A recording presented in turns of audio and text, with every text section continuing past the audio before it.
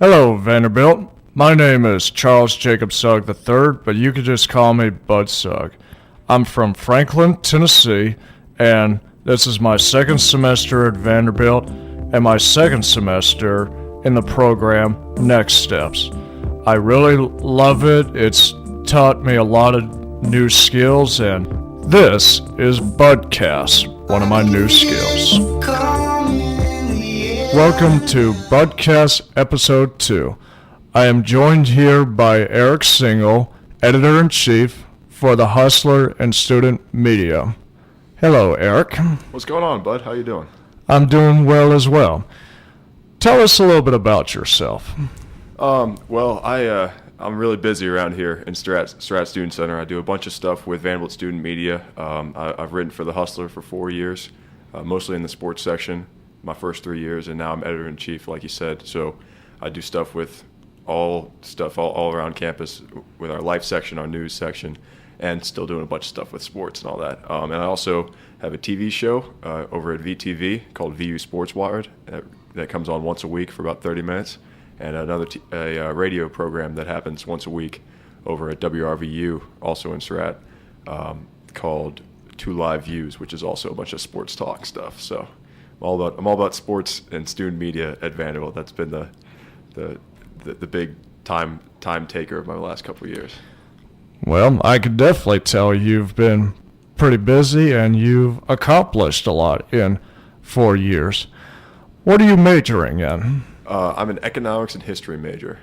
It's like a joint major where you learn some of the theory behind economics and business and markets and stuff, and then some of the like a background in general how to do historical research and write for history. So it's a little bit of a combination of that.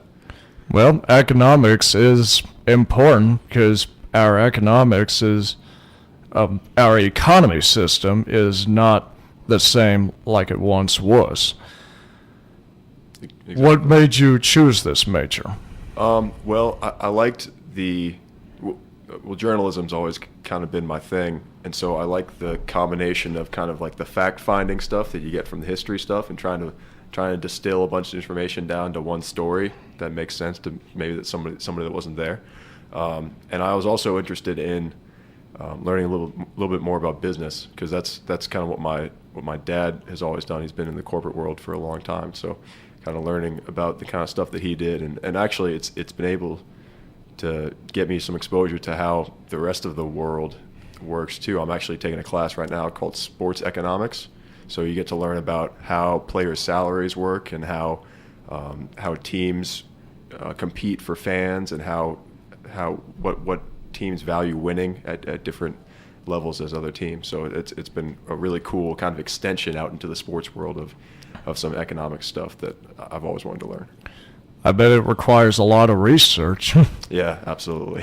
At Vanderbilt, a bunch of stuff does, but here especially, all the history classes normally end with a long paper that you have to work on for a couple months. So the professors are normally you kind of have to ask them for a bunch of help. Now, I understand that you're a hockey player, right? Yeah. What position do you play? I've played a bunch of different ones. When I was little and growing up, I always played left wing because I shoot left-handed when I play hockey. Everything else I do is right-handed.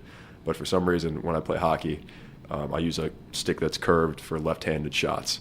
So they line them up ideally so that the guys with the left-handed shots are on the left side and the guys with the right-handed shots are on the right side. So I played a lot of left wing when I was a little kid in the offense and stuff. And then once I was bigger than everyone else, they like to put me back on defense, just because I'm a lot of person to get around. So I kind of trade off between left wing and defense, but obviously I prefer to play offense like almost everybody else does. Were you always the leading scorer of your team? Not the leading scorer, but I do like to remember myself as like the leading assists guy.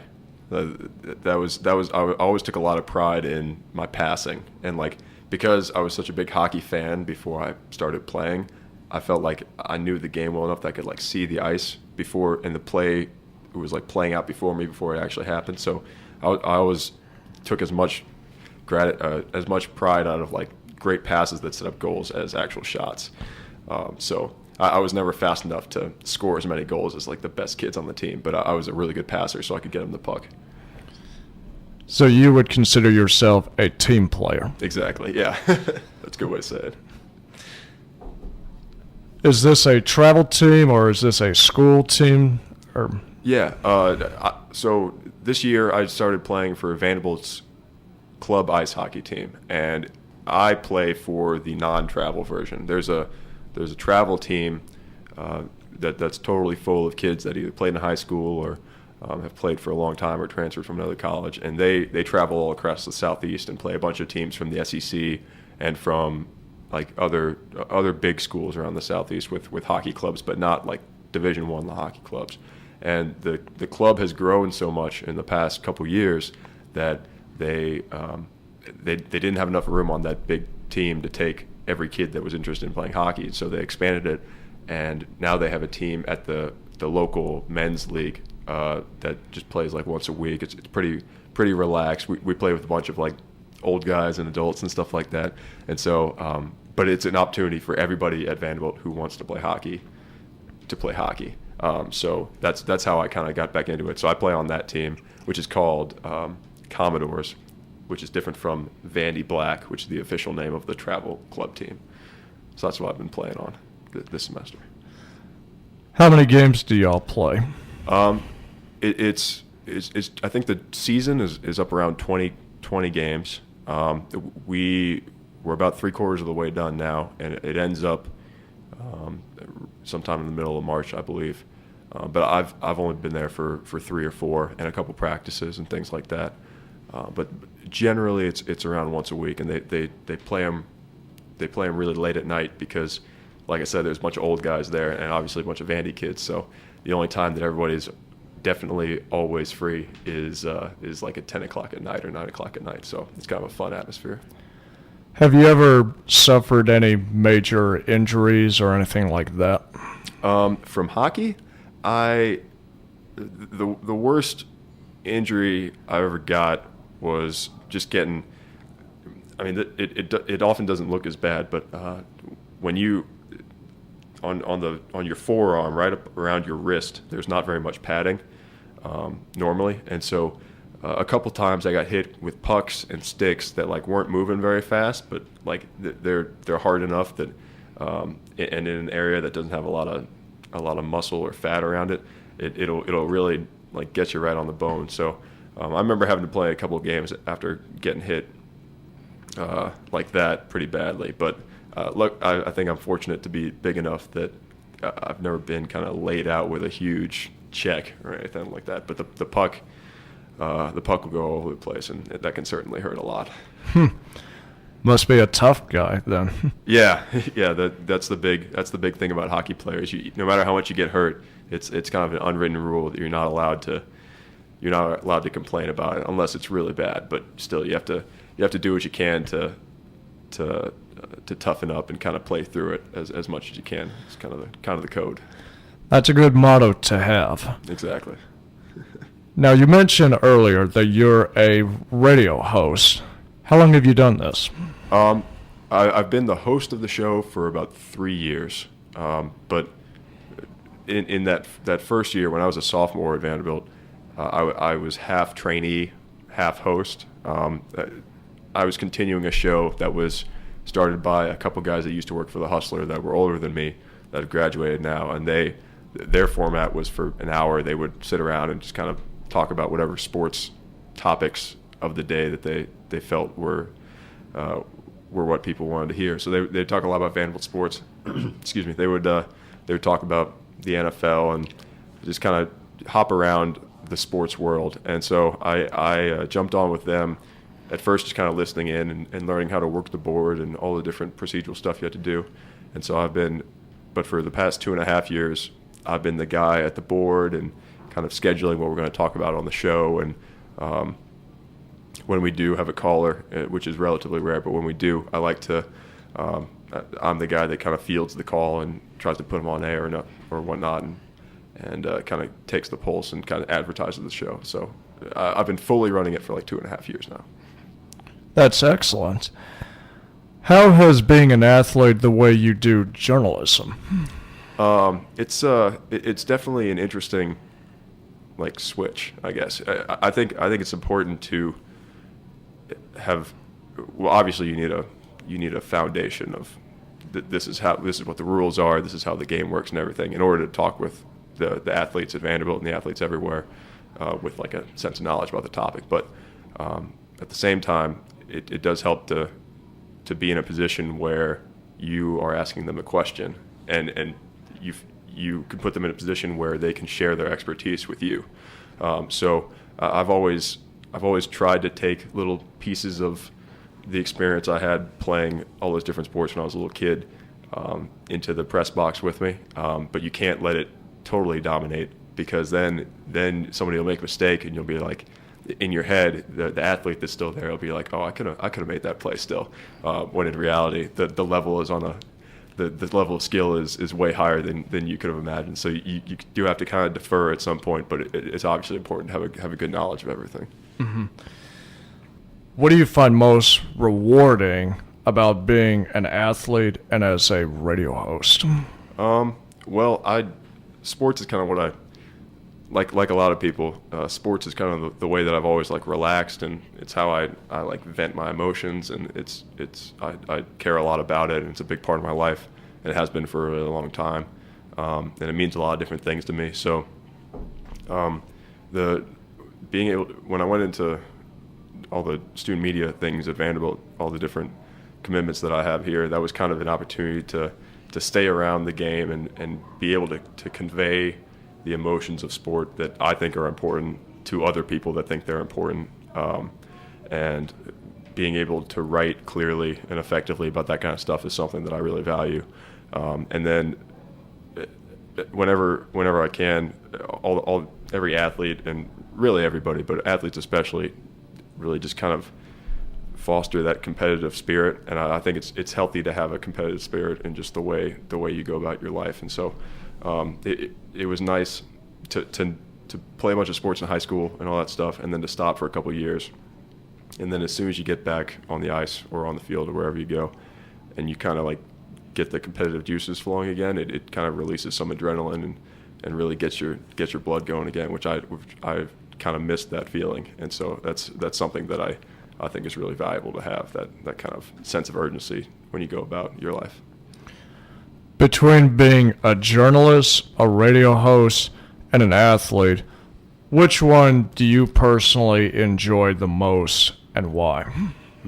Well, at this point, since I'm not the athlete I once was, I prefer being a journalist right now. That'll probably always be the same, because what I was saying earlier about like how I used to really like being able to like see the entire ice and how everything plays out. When you're an athlete, sometimes you can focus on that, but sometimes you can focus on yourself. And now, since my skill has like plateaued, I'm not going to make the NHL or the NFL or anything, but I do take a lot of pride in being able to excite like little kids or other fans and anyone who follows sports even a fraction of the way I do, and get them excited about the stuff that I think is really important. And writing is the biggest instrument that I've always found that I could use to get that across. Well, a lot of athletes think that they can play sports forever, but it's always very important to have a backup plan, and that's great to have. Yeah, exactly. What advice would you give anyone who's pursuing a radio broadcasting career? I would definitely say one of the biggest things that I had to learn was being confident enough in your voice that you can just talk in this constant stream without kind of backtracking and checking on yourself and everything.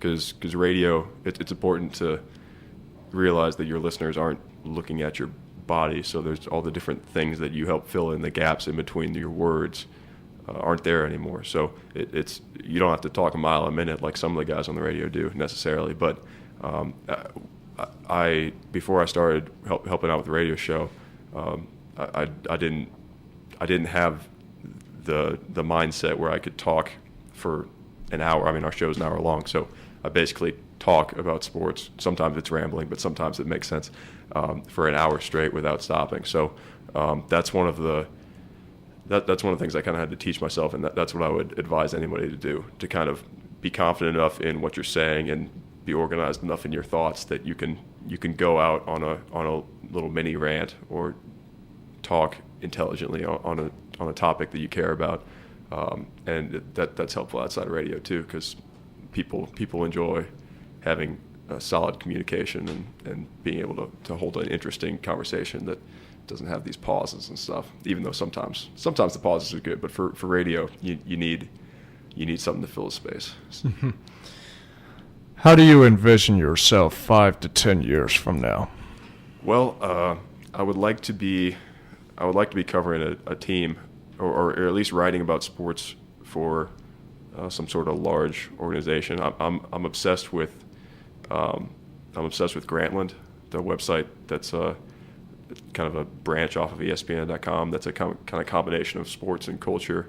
But there's some really great sports writing on there. Some of the best stuff that I've read in the past 5 years has been from there.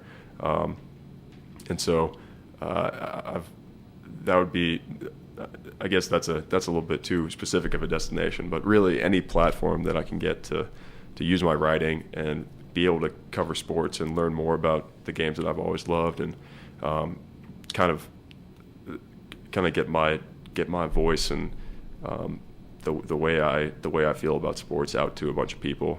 Not necessarily my opinions, because I don't think my opinions are as valuable as some other people that like write sports columns all the time. But there's definitely value outside the columns, and I love capturing the essence of it.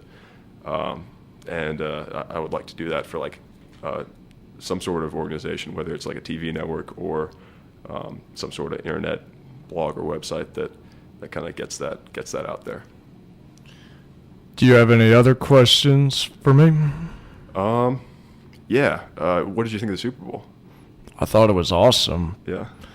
I mean, I've watched a lot of good Super Bowls over the past couple of years or so, going back to when the Giants beat the Patriots when they were undefeated. But I think from a scoring standpoint, this was probably the best one that I had ever seen. Yeah.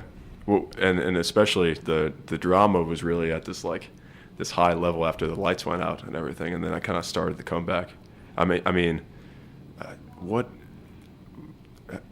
only thing I was thinking of during the second half, I don't know if you were thinking of the same thing, but like if the 49ers had come all the way back and won after that 30-minute delay when the lights went out in the Superdome, that would have been this like massive scandal about how this like thing outside the game could have so completely impacted the most important game of the year.